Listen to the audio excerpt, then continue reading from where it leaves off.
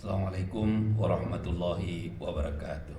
Alhamdulillah, alhamdulillahilladzi anzala ala 'abdihi alkitab wa lam yaj'al lahu iwaja qayyima.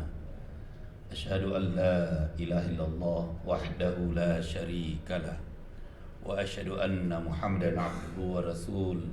Allahumma salli ala Muhammad wa ali Muhammad. Faqad qala Allah Ta'ala fil Qur'anil Karim, a'udzu billahi as-sami'il 'alim minasyaitonir rajim. Laqad ja'akum rasulun min anfusikum azizun 'alaihi ma 'anittum harisun 'alaikum bil mu'minina raufur rahim. Wa qala aidan wa innaka la'ala khuluqin azim.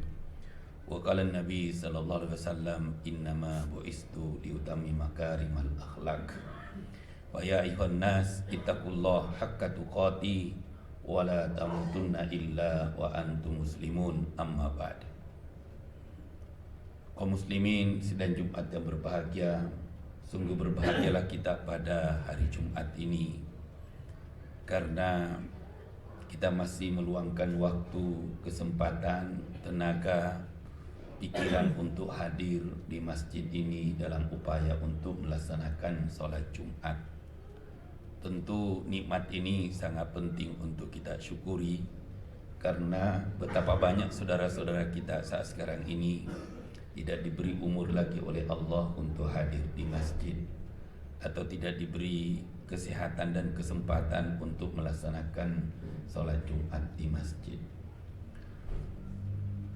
Selain itu, kita juga menyampaikan salam dan salawat kepada Nabi kita Muhammad sallallahu alaihi wasallam. Allahumma salli ala Muhammad wa ali Muhammad. Kita ketahui bersama bahwa mayoritas ulama sepakat bahwa bulan Rabiul Awal itu adalah bulan lahirnya Nabi kita Muhammad sallallahu alaihi wasallam.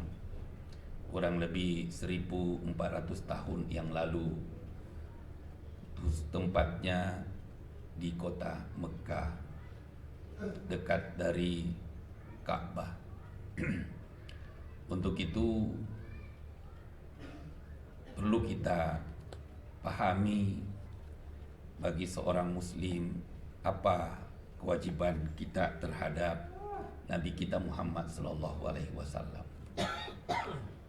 Untuk itu pada khutbah yang singkat ini kita akan mengurai sejenak tentang kewajiban seorang muslim terhadap Nabi kita Muhammad SAW. Banyak orang tidak memahami kewajiban dia kepada Rasulullah SAW, merasa bahwa apa yang dia pahami selama ini sudah cukup dan dia klaim sendiri.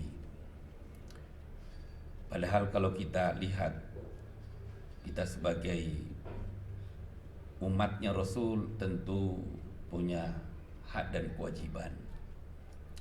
Maka kewajiban kita yang pertama kepada Nabi kita Muhammad SAW yaitu mengenal beliau atau disebut ma'rifatul Rasul.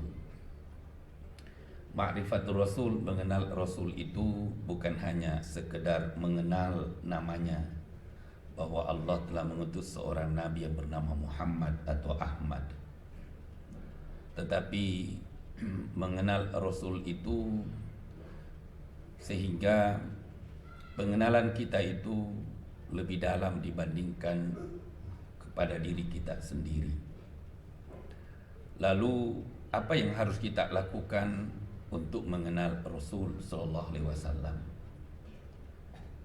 Rasul sallam dihadirkan di pentas kehidupan kita di dunia ini tujuannya untuk kita kenal. Maka langkah pertama yang harus kita lakukan untuk mengenal Rasul itu adalah melalui wahyu atau Al-Quran. Tidak mungkin orang itu mengenal Rasul tanpa mengenal Al-Quran. Karena Al-Quran lah yang berbicara tentang Rasul sallallahu alaihi wasallam. Al-Quran lah yang mengungkap siapa itu Nabi Muhammad sallallahu alaihi wasallam. Maka kalau kita sebagai pengikutnya lalu kita tidak pernah membuka Al-Qur'an, bagaimana mungkin kita bisa mengenal Rasul sallallahu alaihi wasallam? Wahyu itu adalah teks yang berbicara tentang Rasul. Sementara Rasul itu sendiri adalah wahyu atau Al-Qur'an yang berjalan. Maka dua-duanya harus kita kenal. Dalam Al-Quran banyak ayat-ayat yang berbicara tentang Rasulullah SAW sejak beliau lahir sampai masa pra-kenabian hingga masa kenabian. Itu semua diungkap oleh Allah Subhanahu wa Ta'ala. Kemudian yang kedua yang perlu kita lakukan untuk mengenal Rasul itu adalah mempelajari hadisnya. Kalau kita ingin mengenal Rasul tanpa membuka hadis beliau, pasti informasi tentang Rasul itu tidak maksimal. Maka salah satu hal yang perlu kita pelajari selain Al-Quran adalah hadisnya Nabi. Karena di sanalah kita akan mengenal Rasul berdasarkan qaulnya, fiilnya, takrirnya atau sifatnya.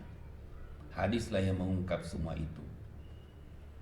Maka ketika kita beragama tidak cukup hanya merujuk Al-Quran, tetapi juga harus merujuk hadis.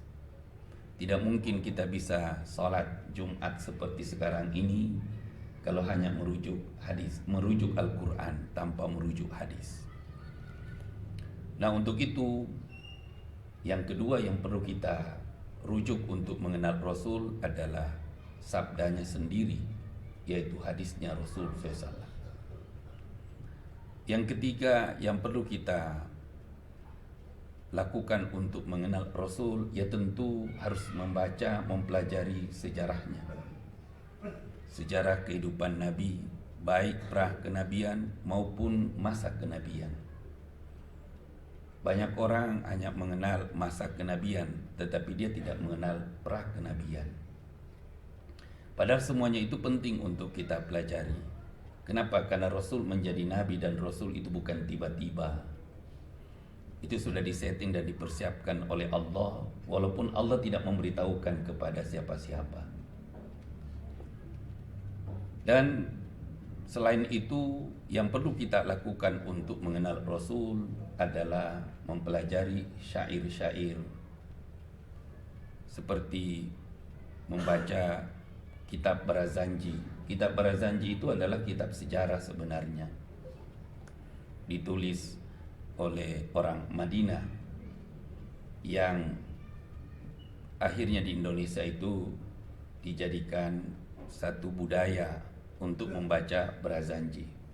Jadi Barazanji itu mengungkap sejarah kelahiran Nabi SAW. Barazanji itu mengisahkan tentang kehidupan Nabi kita Muhammad SAW. Sehingga kalau kita ingin mengenal Rasul, salah satu di antaranya yang menceritakan pribadi Nabi itu adalah kitab Barazanji. Nah, inilah kewajiban seorang muslim terhadap Nabi kita Muhammad SAW. Nah, tentu pengenalan kita ini akan melahirkan keimanan. Karena untuk mengimani Rasul, ya kita harus kenal beliau.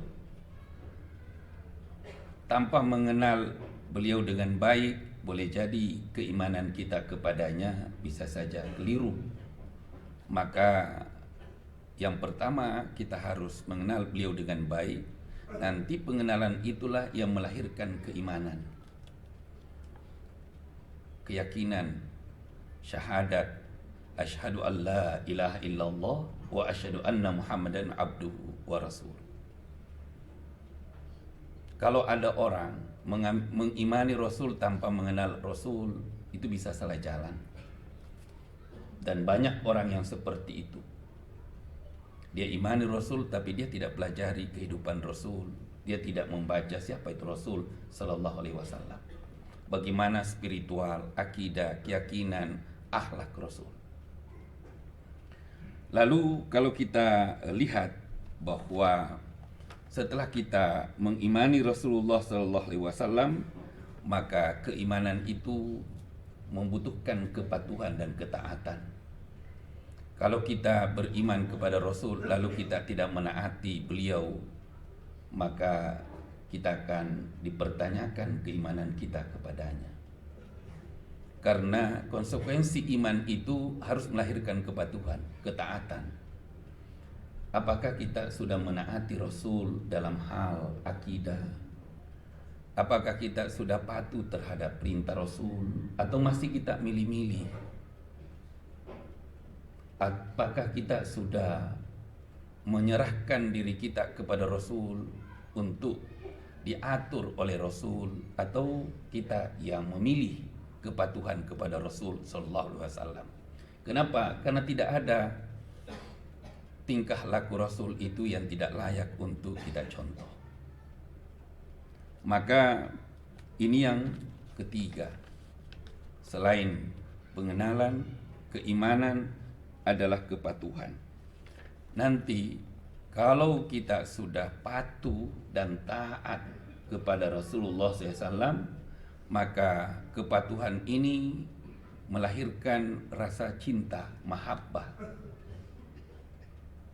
Nggak mungkin kita bisa mencintai Rasulullah SAW tanpa kepatuhan. Maka kepatuhan inilah melahirkan rasa cinta kepada Rasul SAW. Mustahil orang itu berteriak bahwa saya itu cinta kepada Rasul, tapi dia tidak patuh terhadap ajaran Rasul SAW. Dan Rasulullah SAW sudah menegaskan itu, bahwa kepatuhan itu harus melahirkan kecintaan kepada Rasul SAW. Banyak orang ketika umrah dan haji, lalu ketika berada di Madinah, kemudian ditanya, wahai ibu-ibu dan bapak-bapak, kita sekarang ini berada di kota Madinah, yaitu kota Rasul SAW. Kira-kira mana yang ibu atau bapak lebih cintai? Pasangan bapak, pasangan ibu, atau Rasul Sallallahu Alaihi Wasallam? Mana yang bapak cintai? Apakah Rasul atau orang tua kita? Banyak ibu-ibu yang sudah haji, bahkan yang sudah umroh, juga umroh, masih mengatakan bahwa saya lebih mencintai suami saya daripada Rasul. Saya lebih mencintai istri saya daripada Rasul. Padahal dia berada di kota Mekah, di kota Madinah. Pemahaman yang seperti ini tentu keliru dan salah. Kenapa? Karena kita datang ke Madinah itu untuk membuktikan rasa cinta kita kepada Rasul, bahwa setelah Allah yang kita cintai, tidak ada yang kita cintai lebih dibandingkan Rasul SAW. Karena Rasulullah SAW itu adalah Nabi yang harus diutamakan. Bahkan jangankan istri, anak, harta, orang tua, diri sendiri pun harus kita lebih cintai Rasul daripada diri kita sendiri. Tapi karena kita mencintai Rasul tanpa ilmu, akhirnya kita bingung. Bahkan kadang-kadang salah menempatkan rasa cinta itu. Banyak suami-suami di kota Madinah mengatakan, saya lebih mencintai istriku daripada Rasul, mencintai orang tuaku daripada Rasul, mencintai profesiku dibandingkan Rasul. Terus apa bukti keimanan kita, kecintaan kita kepada Rasul SAW? Ini yang perlu kita perbaiki. Nah, kemudian maka kewajiban kita selanjutnya setelah mencintai Rasulullah SAW, mencintai ajarannya, maka kewajiban seorang muslim itu adalah menjadikan Rasulullah SAW suri tauladan dalam hidup kita.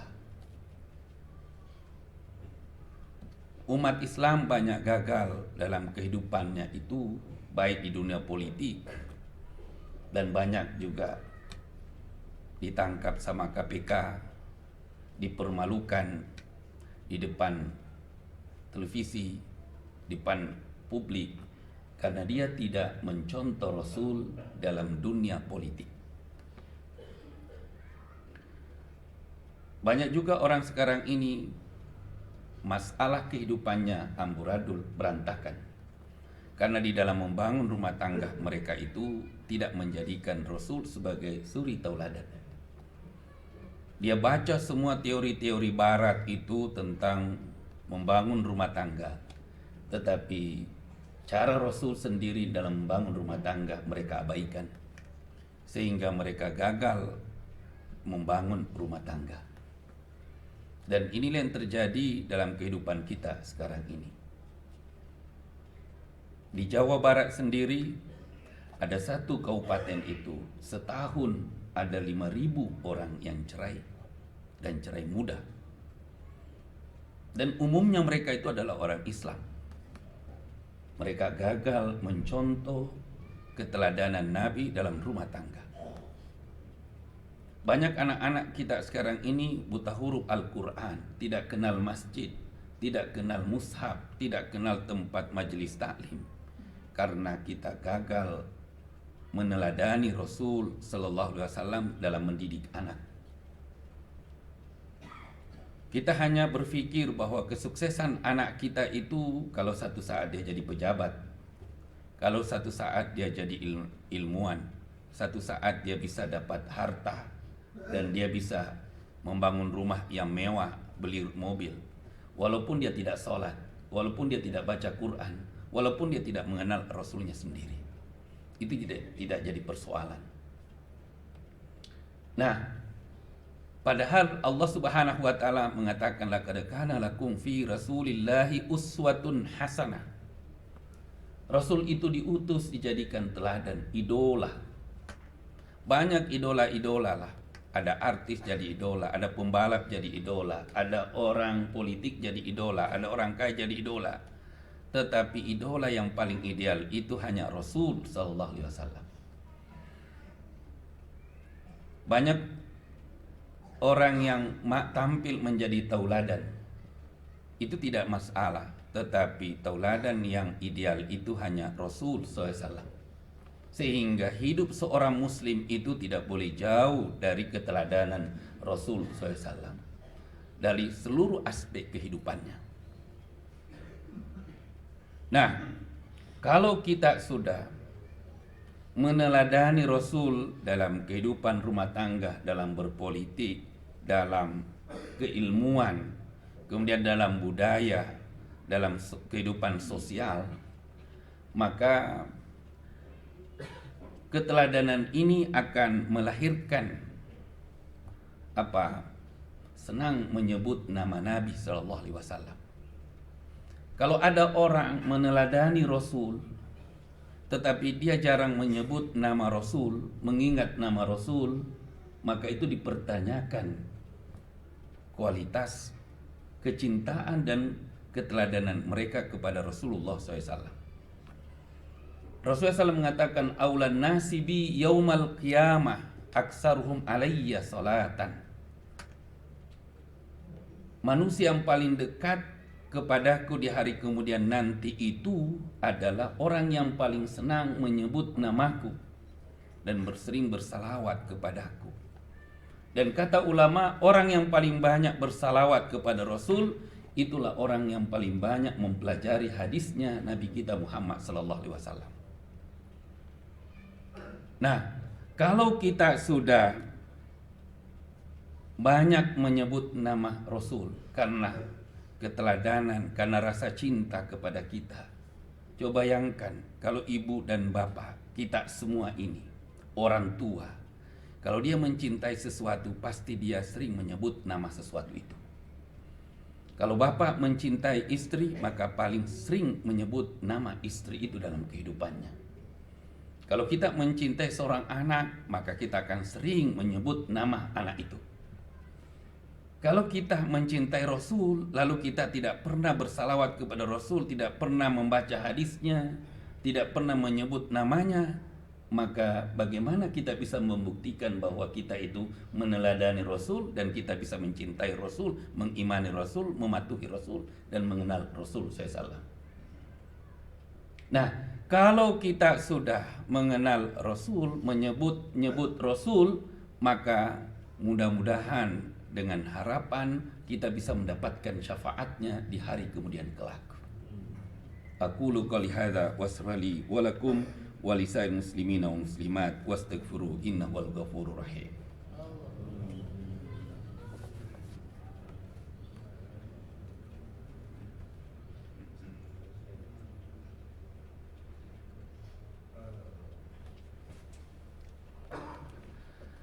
Alhamdulillahirabbil alamin wassalatu wassalamu ala asyrafil anbiya'i wal mursalin wa ala alihi wa ashabihi ajma'in. Asyhadu an la ilaha illallah wahdahu la syarikalah wa asyhadu anna Muhammadan abduhu wa rasul. Allahumma salli ala Muhammad wa ali Muhammad. Pada khutbah yang pertama tadi kita telah mengurai secara singkat tentang kewajiban kita terhadap Nabi kita Muhammad SAW. Tentu perlu kita renungkan, tafakuri kembali. Jangan sampai kita mengaku bahwa kita ini umatnya Nabi Muhammad SAW, tapi kita tidak tahu kewajiban kita, atau kita tidak mengenal beliau, kita tidak taati beliau, kita tidak imani, kemudian kita tidak cintai, lalu kita tidak sering menyebut beliau. Kenapa? Karena itu adalah kewajiban kita. Ketika kita mengabaikan kewajiban kita, berarti kita berdosa kepada Nabi kita Muhammad sallallahu alaihi wasallam.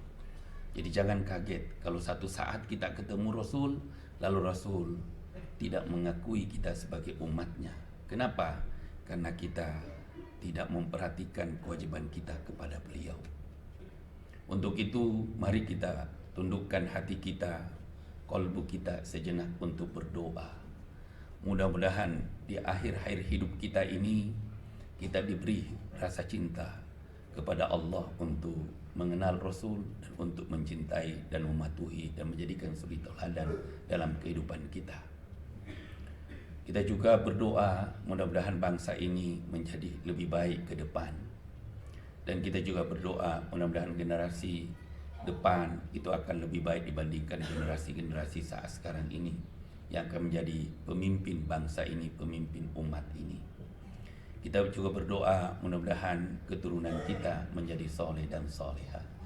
Innallaha wa malaikatahu yusholluna 'alan nabi ya ayyuhalladzina amanu shallu 'alaihi wa sallimu taslima.